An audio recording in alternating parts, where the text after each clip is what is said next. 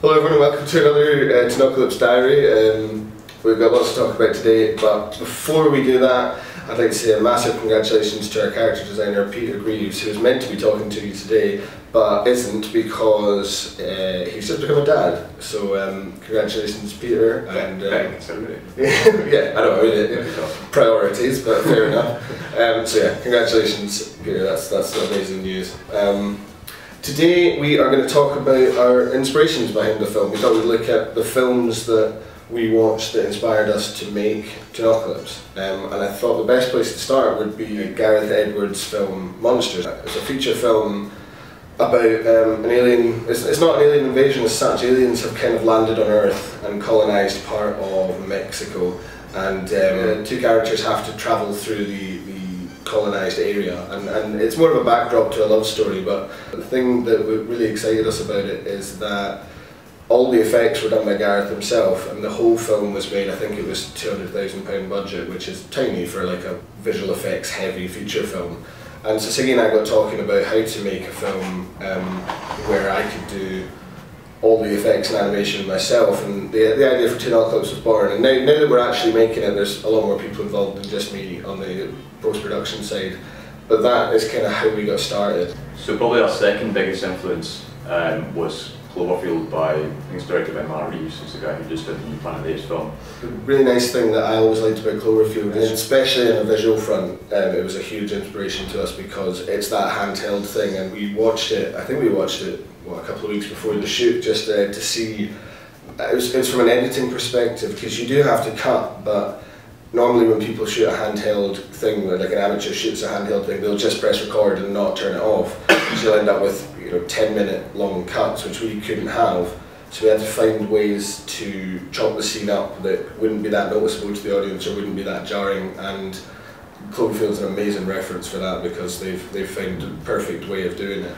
Another film that was really useful and in a kind of similar vein to Cloverfield was District 9. And we looked at that primarily from the point of view that in our story the aliens integrate themselves into human society. They live with our characters, and in District 9 the aliens do something similar where they're more in kind of closed off kind of concentration camp areas where they live with, yeah, and they live with kind of the lowest rung of the society in South Africa. But it was great to see how the humans interacted with the aliens at that point, in terms of there was fear in some ways, and then there's the ones that liked them. And the way they tell quite a lot of that in District 9 is through news reports, so you kind of catch it in the background of what's going on, and we have incorporated that idea directly into our film with things on the screen, on the TV in the background, or you'll hear it on the radio maybe. So with the visual challenges of having 2D in a live action space, there was a really obvious reference, and that was Who Framed Roger Rabbit. And although they didn't use this handheld style, they had moving cameras and they had interaction with props and stuff, and we looked into the kind of behind the scenes of that to see how they did it, and they had a lot of various methods, from really quite advanced like robotic rigs to just the actor had to react in a certain way. Roger Rabbit's also a really good reference for the actors in terms of knowing how to react to things that aren't there, because Bob Hoskins does an amazing performance opposite absolutely nothing in that film. It was great to see how to get a great performance out of an actor when the other actor isn't actually there and they're just playing off like one line of dialogue. On a sort of similar vein, we also watched what's probably considered the best film ever made, which is Space Jam. Certainly from a character design point of view, Space Jam was really useful because when the aliens first arrived, all these really small, really cute little things with bow ties, just this very sort of like Looney Tunes sort of classic thing.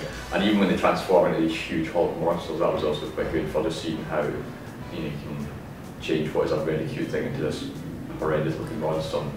What's very cool about the opening to Toonocalypse and the ending of it is that the whole is completely 2D, and it's these huge environments which Owen's designed, and they look amazing. And that's the point where I just kind of get to go mental and have a big orchestral score. So when I was doing like a wee bit of research for it, one of the main sort of scores I listened to was Jurassic Park. Because John Williams is just so good. And also the scene when it's welcome to Jurassic Park, and put that huge big pan with something quite similar to that.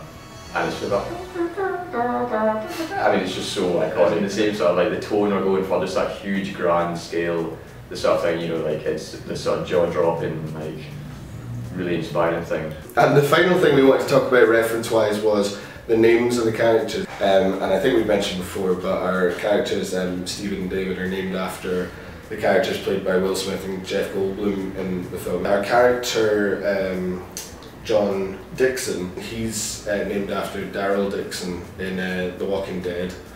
And also our Toon Bruce. Bruce is a character that goes through a transformation in the film. And we thought, we were thinking of characters to do that. He's actually the only reference to a superhero, but we called him Bruce after Bruce Banner, who plays the Hulk. So that's, I mean, it's you know, it was basically just an easier way of coming up with names rather than going through a book and seeing what suited them. But you know, we feel it's quite a nice little detail to have those homages. So that's our diary for this month. Hope you've enjoyed learning a bit about where we came up with our ideas. I've been promising a chat with Peter for ages, but we still haven't managed to get it. So hopefully he'll have a bit of time from being a dad soon, where we can have a chat with him and you'll hear all about his process. And we've also got to look at the music, which we've actually started, not quite, well, we have started production of it. Yeah. We started talking to our other musicians, and so that's also relevant to anyone that pledged for the music package. We've started working on it. And there'll be bits to come on animation and post-production and stuff, so plenty more to see, but until then, thanks for watching.